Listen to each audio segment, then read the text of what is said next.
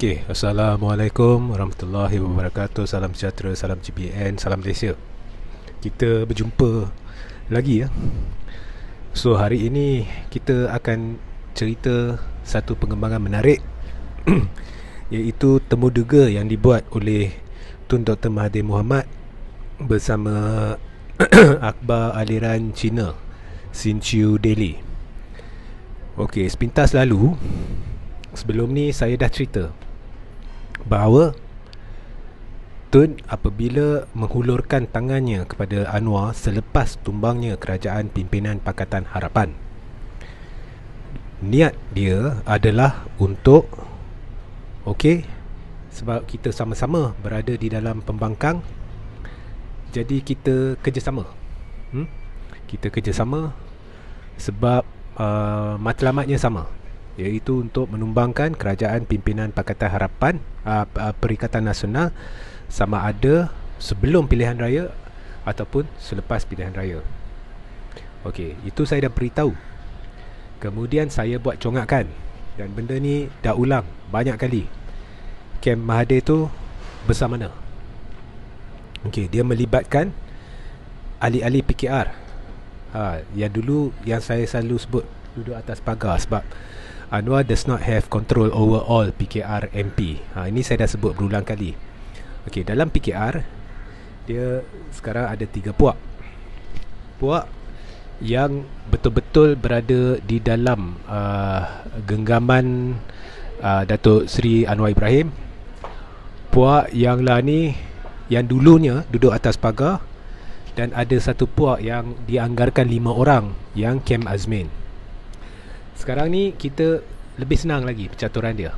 Kita andai dia adalah puak Datuk Seri Anwar Ibrahim dan puak Mahathir. Okey? Sebab puak yang duduk atas pagar tu dulu mereka lebih cenderung kepada Mahathir dan DAP dan Amanah. Dan yang geng Azmin pula, mereka tengok di Perikatan Nasional ni tak stabil, mereka pun tengah duduk tunggu, lihat. Jadi mereka ni dah beralih. So itu PKR. UMNO pula tim B. Okey, UMNO pula tim B yang diketuai oleh Datuk Seri Hishamuddin Hussein. Kemudian Kem Azmin pun ada. Kemudian Warisan. Kemudian MP-MP dari Sarawak. Okey, dan PPBM, blok kerajaan. Yang ni saya cerita blok kerajaan. Jangan cerita Kem Azmin, sebab Kem Azmin pun ada dalam blok Mahathir. Yang balance tu pun ada ramai. So benda ni adalah Kem Mahathir. So saya dah cerita. So buat congakan sendiri. So Mahathir pergi berjumpa dengan Anwar sebab nak beri peluang. Okey. Dan Anwar saya dah beritahu overconfident, over excited. Bila dah dekat dengan garisan penamat, dia berhenti berfikir, dia buat perkara-perkara bodoh. Dan di dalam satu temu dega dengan Channel News Asia, Anwar boleh berkata benda-benda yang memang totally non-diplomatic, totally akan menimbulkan ketegangan. Sebab dia rasa, mungkin dia rasa retorik yang saya mainkan selalu ni ke atau apa ke, ini semuanya propaganda. Okey.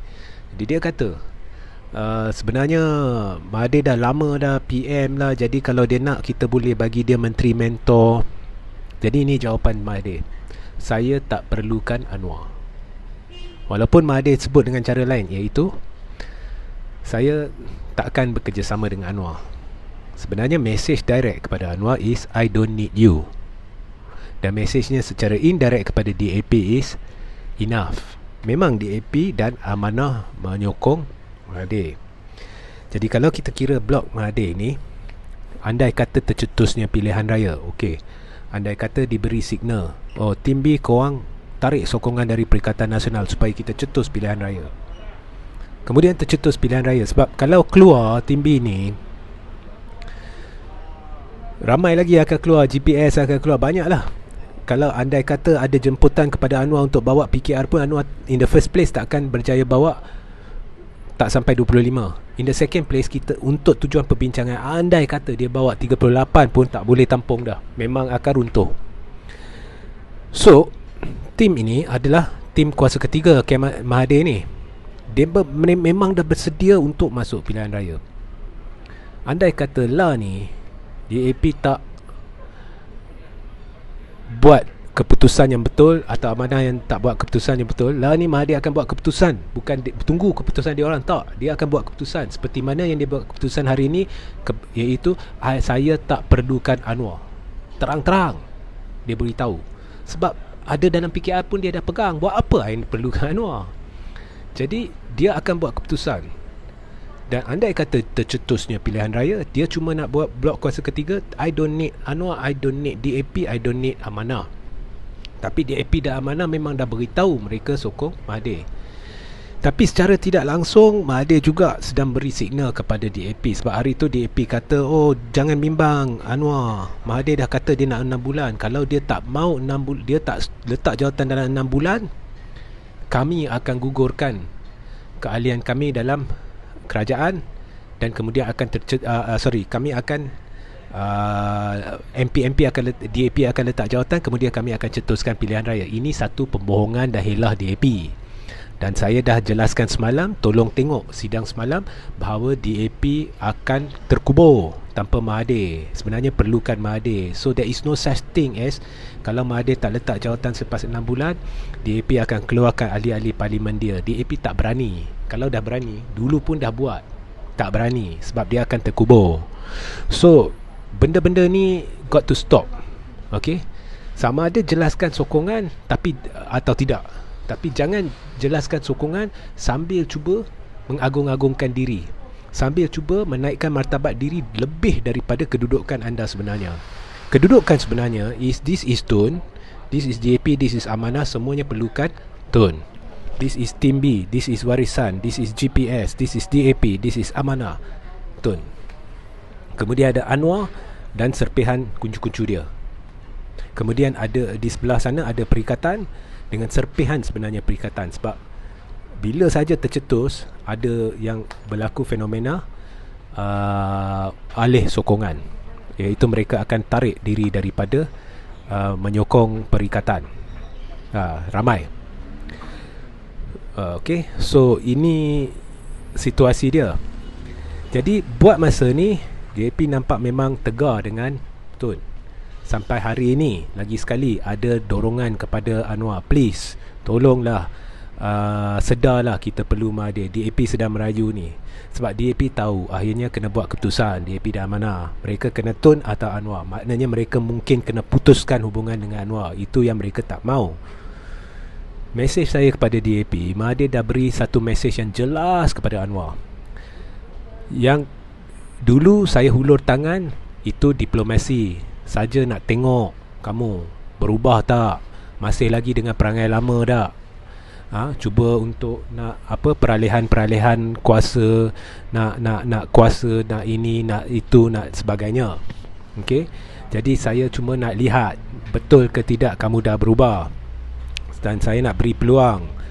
Tapi apabila dia lihat kerana ni, dia dah bunyi semboyan. Dia dah bunyi semboyan. Dia tak cakap berbelit, dia tak cakap berlapik. Dia terus terang, saya tak akan kerjasama dengan Anwar. Okey, dan dia dah hint DAP dengan Amanah dengan saya.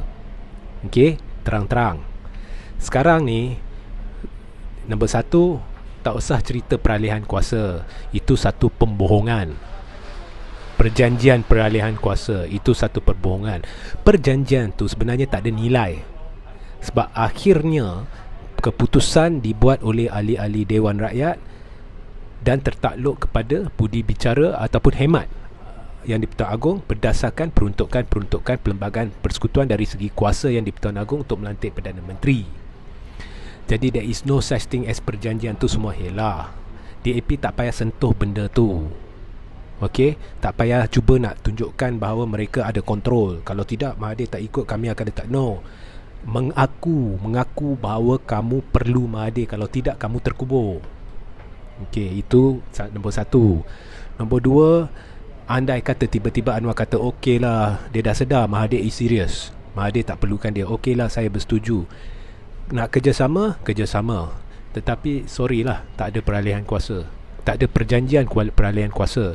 Sebenarnya Saya ulang ya, keruntuhan kerajaan pimpinan Pakatan Harapan dalang utamanya adalah Anwar. Sebab ramai dari PPBM ni dia lari pergi sana, atau dia nak lari pergi ke sebelah Perikatan Nasional sebab dia tak tahan dengan kerenah Anwar. Termasuk Azmin, termasuk 10 dari PKR Kem Azmin yang lari. Semuanya kerana Anwar. Jadi Mahathir, saya dah beritahu hari tu, Mahathir, kalau kau anggap dia adalah seorang pencatur yang bijak luar biasa, kau ingat dia nak terbuka pergi berunding dengan Anwar begitu saja tanpa backup plan, tanpa ada plan B? Sorry lah. Okey, so itu situasi dia. Di sebelah perikatan pula macam mana? Okey, jadi terbukti ya, apa yang saya katakan tu benar. Bukan saya sekadar bercakap sahaja.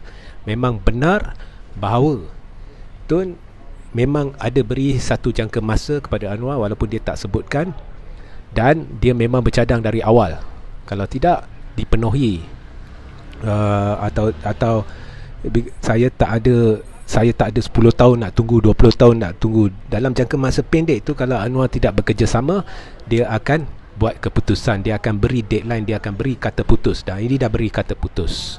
Okay, so terbukti ya, saya bukan sekadar berretorik. Di sebelah bukan hanya terbukti saya tak berretorik, ada ejen-ejen propaganda belah tim A. Cuba nilai balik live yang dia orang buat. Cuba nilai balik apa yang dia orang kata. Dia orang kata sebenarnya Mahathir sedang merayu pada Anwar. Sekarang kau fikir sendiri mana propaganda, mana kebenaran. Okey? Okey, itu kau orang buat sendiri. Ini sesi kebenaran. Lagi satu. Regi, terima kasih. Saya 2-3 ni saya kenal sebenarnya, sebab saya ada list daripada sumber sahih ni, siapa tajaan tim A ni. Regi, terima kasih. Kamu dah, dengan berjayanya kamu dah tunjukkan ada perpecahan Melayu Islam dalam UMNO. Jadi sekarang diorang dah tahu, ketua-ketua yang dah tahu, terima kasih. Sekarang kau boleh berhenti, mereka akan lakukan sesuatu. Mesej saya kepada orang yang hantar mesej tu, jangan buang masa saya dengan mesej-mesej bodoh macam tu. Okey? Jangan buang masa. Okey, baik. Sekarang belah Perikatan Nasional. Dia ada dilema. Dilemanya ialah tim A yang pada asalnya ada dalam perancangan dia untuk runtuhkan kerajaan, sekarang tengah dilema. Sebab dia dah memang tahu dari awal sebenarnya Muafakat Nasional ni tak semestinya berjaya dalam pilihan raya. Jadi dia dah dilema. Dengan semua yang berlaku ni, dia dah nampak kekuatan Mahathir ni, so tak jadilah tercetus-cetus. Saya jangka kalau tercetus pun ianya akan atas arahan Tun. Okey. Dan melibatkan pihak lain, bukan tim A. Tapi apa pun, mereka dah dilema. Okey, apa pun, sebenarnya ada perancangan oleh Perdana Menteri untuk cetuskan pilihan raya. Okey, itu satu benda yang baik dan saya sokong pembubaran parlimen untuk memberikan mandat rakyat kembali pada rakyat. Tetapi kalau dah niat nak cetuskan pilihan raya, mengapa nak buat pilihan raya kecil di sini dan bazirkan duit rakyat? Sebenarnya ini BN nak lihat, PPBM nak lihat, PPBM blok Muhyiddin sebab sekarang dah pecah. Sama ada Muhyiddin tahu atau dia tak tahu, saya tak tahu. Tapi dah pecah. Ada sekumpulan kecil yang menyokong Muhyiddin, ada yang besar tu dah beralih. Dia he don't know, I don't know. Okey? Tapi itu hakikat je. Dan tim B semua nak lihat keputusan Cini. Sebab Cini ni, kau orang lihat, sebelum pilihan raya Cini berlaku, saya nak beritahu awal-awal bahawa Cini ni sebenarnya kubu kuat siapa? Kubu kuat BN. Okey, dia memang dah kubu kuat BN. Jadi tak timbul pun soal sebenarnya korang semua tak payah tunggu pun Cini. Keputusan saya dah beritahu korang sekarang. BN akan menang besar.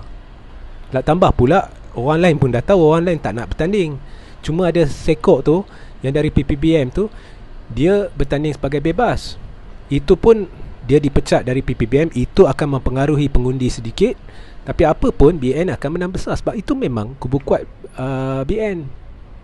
Dan saya dah beritahu dari awal, PRK atau pilihan raya kecil bukannya penanda keputusan PRU. Lihat sidang-sidang saya yang lepas, saya dah jelaskan dengan terperinci. Kalau nak, saya akan buat satu sidang khusus, tanya kepada saya kalau cukup permintaan, khusus bagi membuktikan PRK bukannya penanda kepada keputusan PRU. Okey. Jadi BN akan menang besar. Okey, Chini ni memang kubu kuat. Tambah pula Chini ni adalah satu kawasan DUN di dalam konstitusi Parlimen Pekan. Siapa pegang Pekan? Najib. Jadi sebenarnya Chini ni, pilihan raya kecil ni, secara tidak langsung menjadi satu ujian bagi Najib.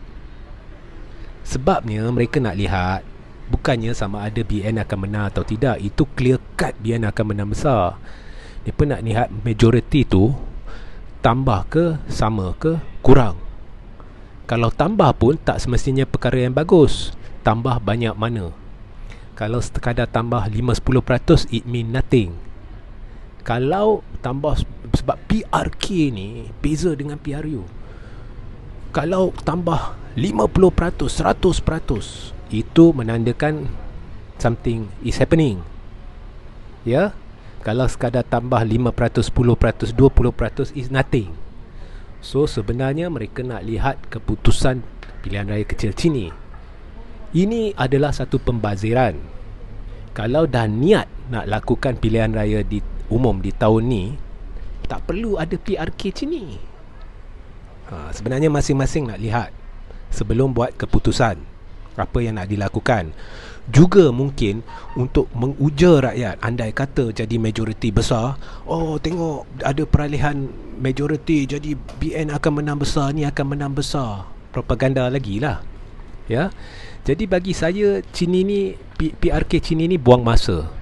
Seandainya apa yang diura-urakan benar, iaitu memang kerajaan dah berniat untuk cetuskan pilihan raya, ataupun pucuk pimpinan dah berniat untuk cetuskan pilihan raya. Jadi saranan saya ialah batalkan PRK Chini. Batalkan, sebab ia melibatkan wang rakyat, pembaziran wang rakyat. Ni saranan saya seandainya memang niat dah untuk cetuskan pilihan raya umum dalam masa terdekat. Sebab ia akan jadi kerja dua kali. Buat apa nak lantik kalau dalam berapa bulan nak buat PRU, adun Chini tu nak tahan berapa bulan nak bertanding lagi, buang duit.